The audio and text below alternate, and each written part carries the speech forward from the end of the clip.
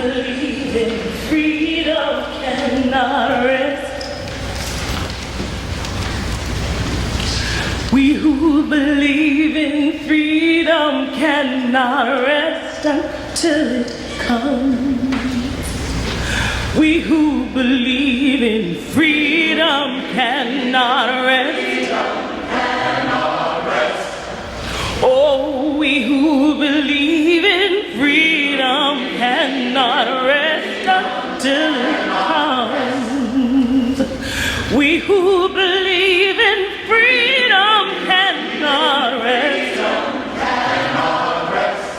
Oh, we who believe in freedom cannot rest until it comes. We who believe in freedom cannot rest.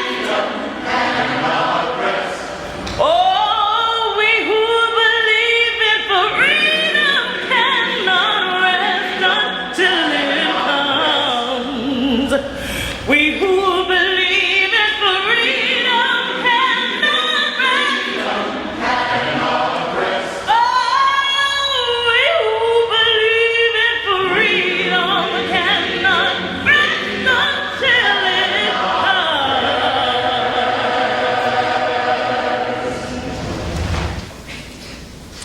Years ago, we used to have a newsletter, you may recall. It was called the Parents Network Newsletter.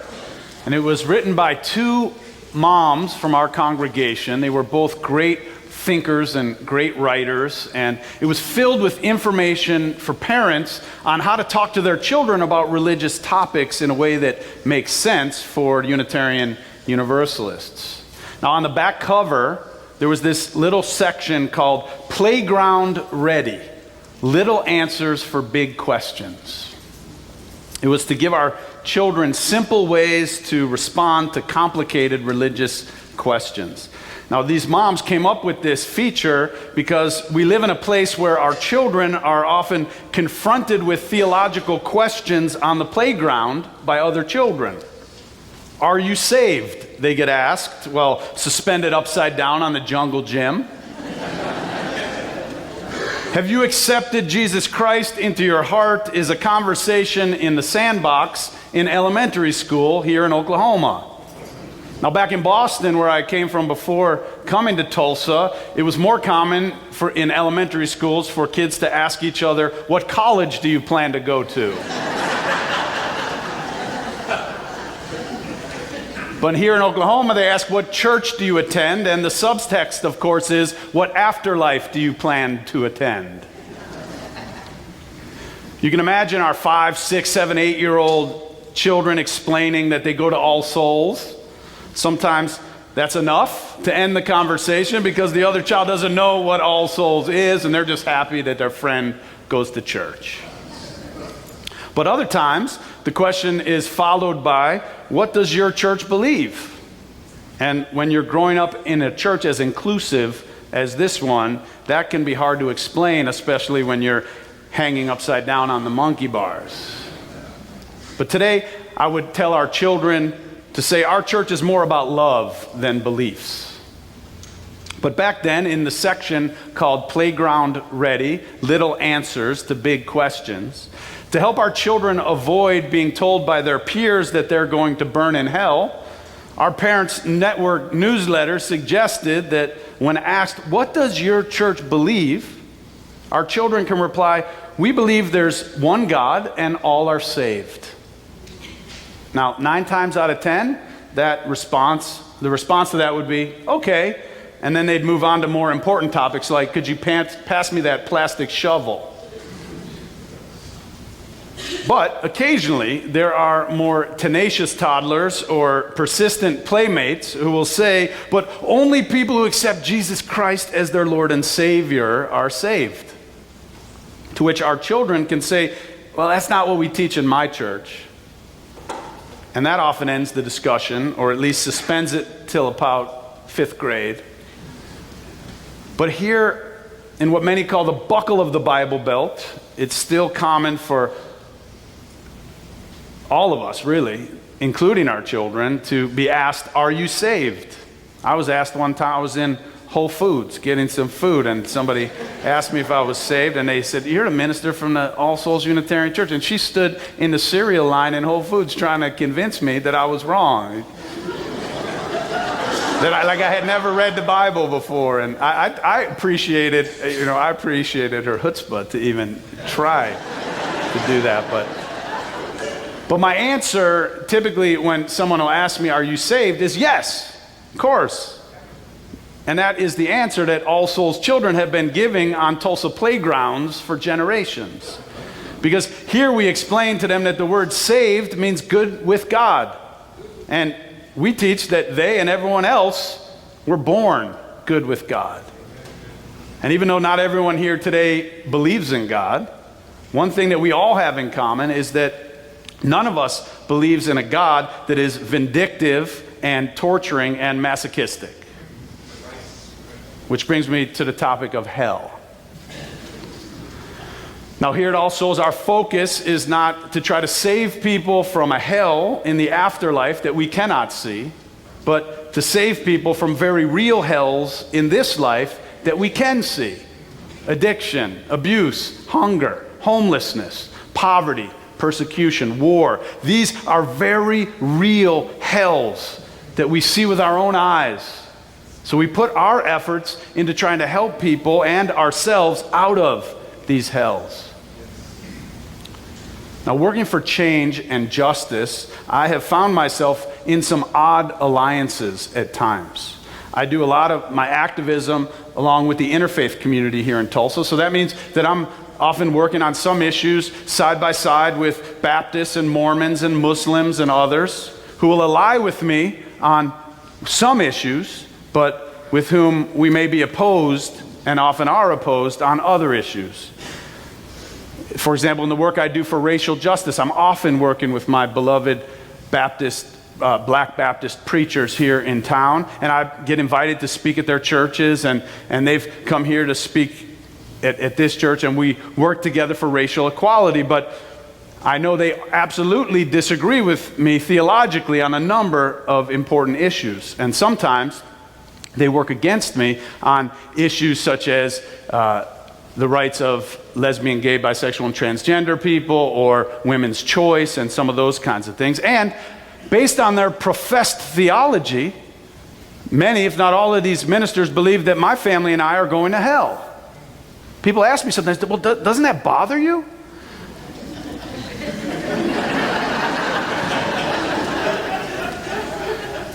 And I tell them, no, it doesn't, because I'm clear that regardless of what they believe or think they know, that they don't control the real estate in the afterlife.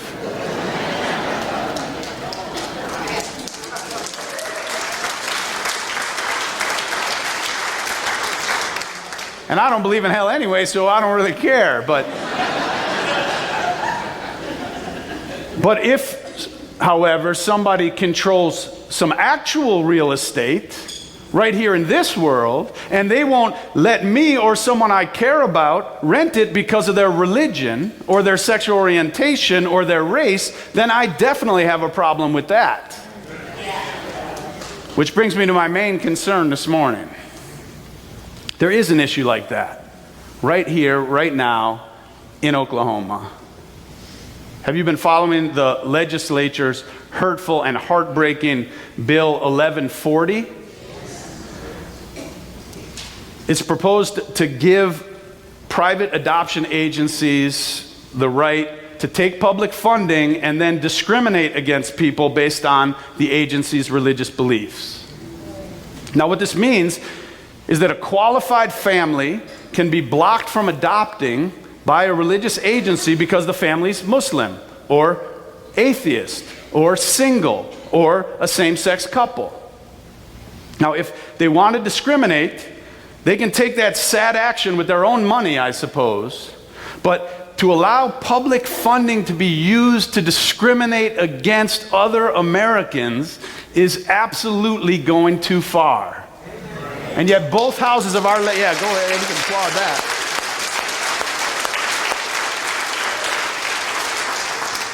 And yet both houses of our legislature just passed a bill and sent it to the governor that does just that. And as an adoptive father myself, knowing that a religious adoption agency could have stopped me because of my Unitarian Universalist beliefs from being able to adopt my daughter, this is a really personal issue for me. This legislation is not about children, I'll tell you that, because we have 900 children right now in Oklahoma who are looking for foster homes or adoptive homes. We've got lots of qualified families who would like to, who do not fit certain religious qualifications based on certain theologies. So let me be clear. This church and this city have many wonderful single parents-led households. They have many agnostic and atheist-led households and families, many gay and straight parents raising fantastic families right here in this church, right here in this city. They have biological children that are their own. They have adopted children who they've adopted. Great families, admirable families, loving families. I know them. I've blessed their children. I've been in their homes. That's why nobody will ever convince me that 2 men and 2 women cannot be fantastic parents. Because I know way too many who are. But let me tell you what this bill would make legal. One family I know, right here in Tulsa, has 2 dads, and they've been fostering 3 small children, siblings, all brothers and sisters, from a local Christian adoption agency for over a year. Now keep in mind, it is really hard often to find foster homes and adoptive homes that will keep 3 siblings all together. But they found a home that will do that, and it's been great. They've been together for over a year. The children are now free to be adopted, and the couple wants to adopt them. But the agency won't let them adopt because they don't accept that their marriage is valid. Now, they've bonded as a family. And these children have already been to hell and back, and now they've been stable for a year. And it could take years to find a family that will adopt these 3 siblings and keep them together. And they already have a loving, qualified home that wants them, where they are happy and healthy and thriving. And now, because of religious beliefs and this bad legislation, their family is going to be torn apart. Here's another story. Listen to this. There's an older boy in an adoption center here in Tulsa who is himself gay. He came out to his parents not too long ago, and let me just say, they're going to jail for what they did to him. Now, can you imagine if he's placed with a religious agency that will only put him into a home that believes that homosexuality is an abomination? They will have the right with this legislation to only put them in a home like that, or to withhold their ability to be adopted by any family. So that's the choice that this young man could have, is to be either stay in a group home until he's 18, or be adopted into a family that has religious beliefs that do not accept him for who he is. That's what this bill in Oklahoma that is sitting on our governor's desk now does. I do believe in hell. That's hell. Yeah. That kid is in hell, and he's going to stay in hell because of some religious beliefs and some bad government. But it's sitting on the governor's desk, and here's what I'm going to ask you today, is that she can still veto this. And so I'm going to ask you if you will write a letter to the governor. We've got envelopes and paper out there and a little sample letter. And not to email, because they don't really read the emails. They count them, but they don't read them. But to write a letter to the governor. We still have time to stop this from going through, and I would appreciate your help in doing that. Now, this is what I'm inviting you to do, is I'm inviting you into an act of religious freedom.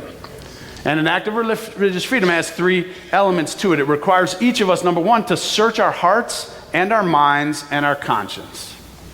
Number 2, to freely choose without coercion. And number 3, then to act in a way that speaks most forcefully to you from out of your own convictions. Now, if signed, this bill will clearly affect hundreds of children, and possibly for a very long time.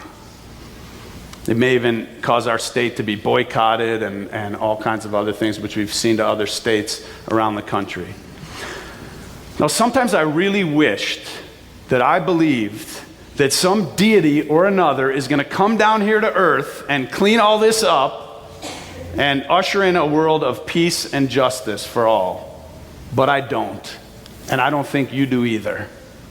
Which means it's up to us. Some people would say that that's how God works. That they'd say that God works through us, through our human acts of kindness.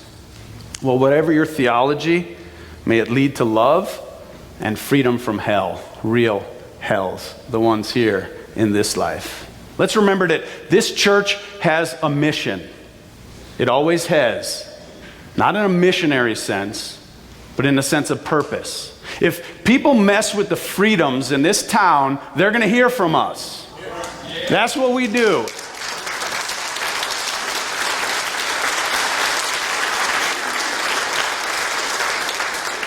And if you're here for the first time today, we're glad you're here. Welcome to All Souls, where we love beyond belief. Amen.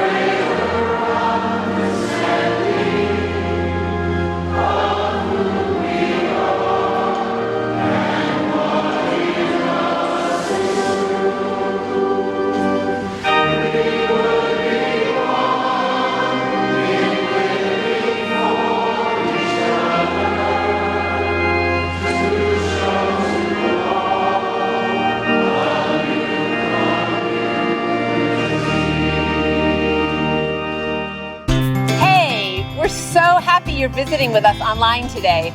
We love connecting with people all across the country and around the world, sharing our powerful message of love beyond belief. There's something new happening here. You can now join All Souls as a virtual member. Our virtual membership is designed for friends who live outside of Tulsa, Oklahoma, and who want to engage with All Souls in a meaningful way. You can be part of an expanding family, a global family really, wherever you are. If you live in Oklahoma, Ohio, or Orange County, California, Canada, or Cameroon.